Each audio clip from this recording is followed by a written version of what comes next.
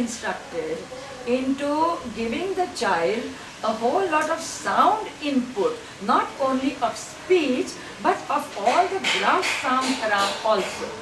Okay, which this mother has been doing. So the child begins to recognize all the sounds which are there in the home, which is hearing them normally, and also a lot of the language that is spoken to him. He is listening to the sounds of the other people talking. So the child grows up in a sound environment like a normal child, and the reactions of that child also become so normal. When you put on the hearing aids at a very young age, there is very little resistance.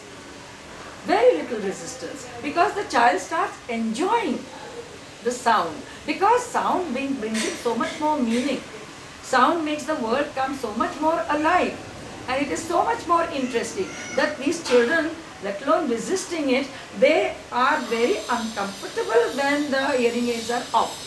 Or some of the children even show their displeasure when the battery is down and the hearing aid is not working to optimum levels.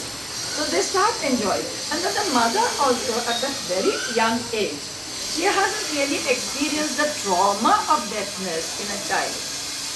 And when the child begins to react so well to sound, that trauma completely disappears. And you will not see that shade of unhappiness, that frustration. Does this grandmother look in any way frustrated? This child's development takes place exactly the way a normal child's development takes place. This is what the mother is saying just now, that they have a little baby living upstairs, and the baby had come down, and the baby was doing exactly the same thing that this child is doing. The normal baby was not doing anything more or anything different than what this. She's just 1 month younger than him, which is hardly anything. That baby was doing exactly the same that this child is doing.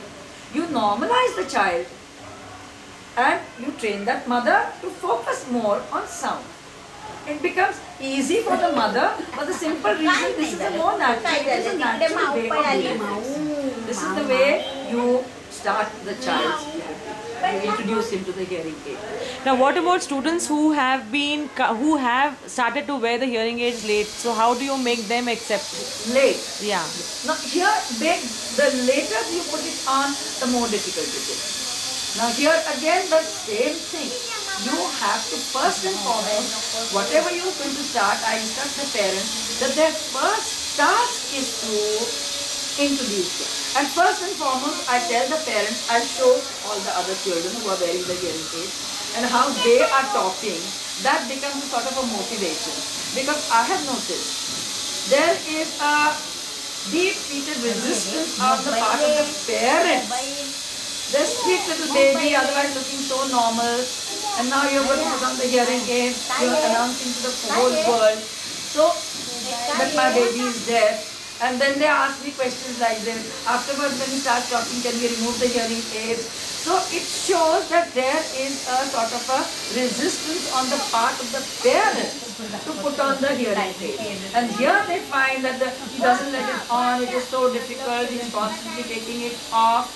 That resistance has to be got over by, I think I have found the smartest way is, look, until your child wears a hearing aid, there is nothing I can do. If you wanted to come to me and do something about your child, you've got to persist and make him wear the hearing aids. Okay, now here again, same thing. When he's fast asleep, when he's, even whether he's 2 years old or 3 years old or 4 years old or 6 years old, that little Omkar who has come, he came at the age of 6. Okay, with an older child you can at least scold. No, you must. But with 2.5, 3 years old, you can't even scold them. But this is how you have to do it. You have to put on the hearing aids. Testing and all remains the same. You put them on when the child is fast asleep early in the morning, and try and wake him up by calling out to him. She says, she must have noticed it, and he was very small also. But Madhura's parents and so many, he said within a week the child started waking up by calling him out. And then of course after that, they feel that when the hearing aid is on, I hear my mother's voice, a bonding takes place. They of course take it out. When they get angry, the first thing they do is take it out and throw it away. The mother has to insist and put it back. That is a trying period, but she has to do it. At the same time, she has got to make the sound so attractive to the child that he begins to like wearing it. Insisting, forcing is one thing, but wanting the child to wear it himself by liking sound, that is what the mother has to do. The older the child, the more difficult, because he's more visually oriented. With him, there was no problem. Okay, so the mothers will have to work harder, no question about it. Mothers have to be focused, mothers have to be natural, mothers have to bring in a sense of fun. See, after you're wearing the hearing aid, about fun it is, we have heard this. Just for getting the mother's company, the child begins to tolerate. And soon, every child wants the mother's company. Okay, and then of course, carrot and stick. Lots of praise when he's wearing the hearing aid, listening to sound. And yes, you have to, don't think that you can't scold young children. I don't like it. You're throwing it up, you definitely scold the child and you tell them that. And you must be able to, the motivated mothers who understand the importance of the hearing aid, do get the hearing aid. Within a month, definitely the child starts wearing the hearing aid and liking it. And here again, now it depends on the mother how motivated she is. In talking properly, in really getting the child to like the sound, it depends on the mother. My work, is to instruct you in doing the right things. But getting the results, the mother has to do. Prisha's progress is 100% hers. 100% hers. You have to motivate the mother. Her success is 100% her grandmother. Bansi's success. Bansi's grandmother, not even the language was there. Okay, we have the most rudimentary hearing aids 40 years ago. But her grandmother learned to talk English. Their mother tongue was Kutchi. Their mother tongue was Kutchi.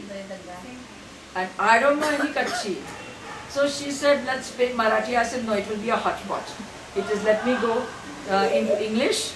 And the grandmother made the attempt to learn English. Your grandmother taught you, no? Yes. Entirely her grandmother. Absolutely. That harness and all, you'll have to synchronize it. See, this is the harness we have made.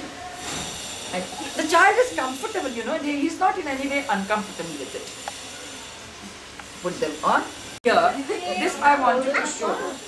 Oh, even if this comes out, that's where it's going to be. That's all, isn't it? Okay?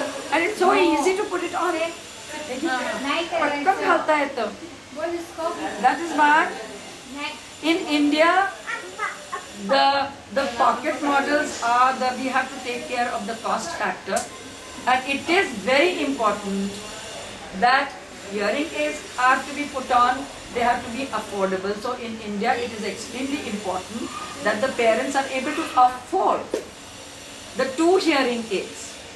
Ruchi, how much did Prisha's hearing aids cost? 1 lakh rupees. 1 lakh rupees. How many parents in India can afford 1 lakh rupees? Very few. Very few. But does that mean their children are going to be without language and speech? So we have put on the affordable hearing aids. Okay. How much would these cost? These will within 10,000 rupees you will get 2 hearing aids. Those hearing aids, we have been able to develop language beautifully. It is the input of language that is more important, and we will film those children next time. Okay? With those.